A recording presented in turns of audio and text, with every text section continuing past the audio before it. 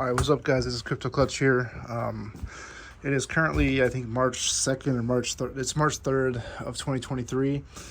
I know I haven't made a video in, I think, like 5 or 6 months. That's because there really hasn't been much to make a video on. There's been a little bit of drama and activity between crypto exchanges and stuff like that recently, and just different coins to mine. I haven't really been keeping up with them. I mean, I've been watching some Discord channels and seeing what other people are doing. But I, for the most part, have been offline completely for the last, 4 or 5 months. I don't remember exactly how long. I did turn on one of my Octominer 12 card cases. That was all, what's it called? So I moved a couple of my Octominers that had like my best cards in them, which I only have a couple 3000 series. I think I maybe have like 30 to 40 3000 series cards. So I was running a couple of those over in the old shed because this shed didn't have power. Well, supposedly didn't have power. I had turned off the service because of a technicality of the way the company that does my power bills me. Basically, since I went over 100,000 watts within the last 12 months, they charged me a flat rate of like $150 a month or something like that. And that's if I didn't use any power. Like, it didn't matter if I used power or not. So I turned off the service just because, I didn't want to be paying for something I'm not actually using. And, there's just no reason to be wasting $100 a month for something that is just sitting idle. But now today I was looking at that Octominer I was looking at. I hadn't touched it in like a month, and I looked at profits, and it was mining Nexa, and it was doing pretty good. Probably $10 a day profit after electricity. That's on my higher rate.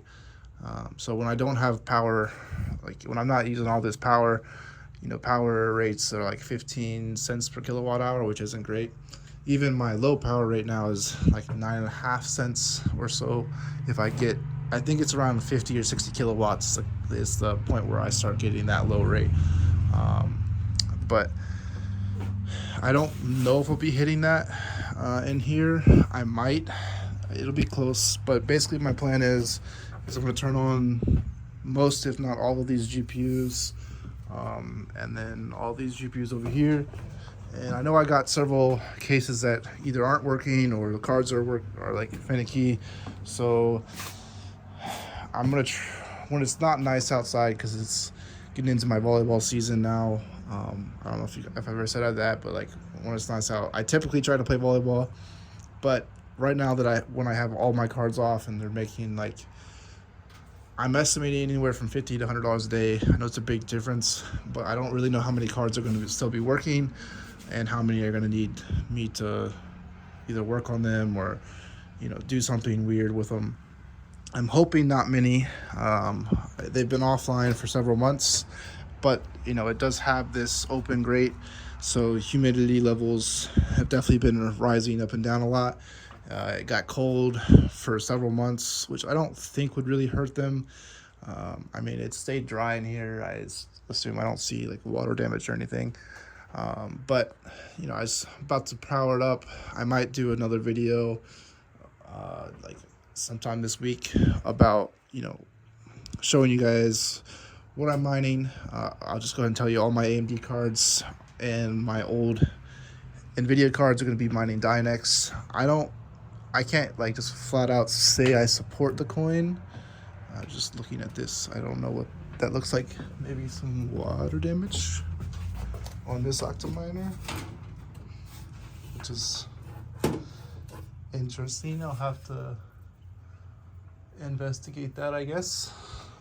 Sorry, I just randomly saw that when I was recording this.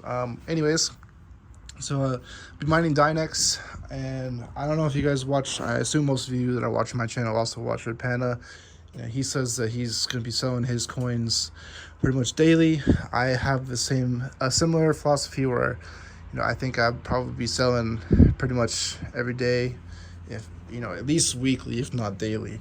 I don't really trust Dynex. I think the algorithm and stuff behind it is a little sus, but that's just me. I'm not here telling you, what you have to mine or whatever.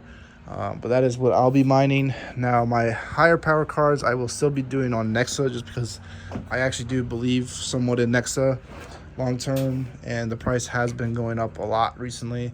Same for Dynex and Caspa. Caspa is interesting, but it's just not as profitable as some of the other ones that are out there right now. So yeah, we'll have to see. But yeah, wish me luck on turning on all these things, because like that's concerning to me. Like I see rust here, so I might need to kind of look up there and see what's going on up there in the roof and see why it's leaking. But I might just do a quick little rundown on everything and make sure there's no other water damage, because it looks like that's hitting most of the top of the case, so it's probably fine. But I'll definitely look at it and make sure.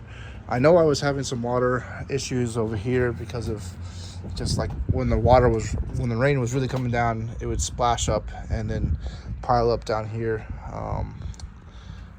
I don't know if we had tried to reseal around everything. I don't know if that fixed it. I haven't really been in here much, but yeah, that's the plan, is go ahead and try and turn on all these things and just see what happens. But I'll make a video maybe on how to configure Nexa and Dynex on some of your higher end cards and stuff like that. I'm sure a lot of you can look at hashrate.no, which is the new, like, I would say it's like the better what to mine. What to mine is still good, it's just not as updated. But yeah, it's Crypto Clutch signing off. Peace out.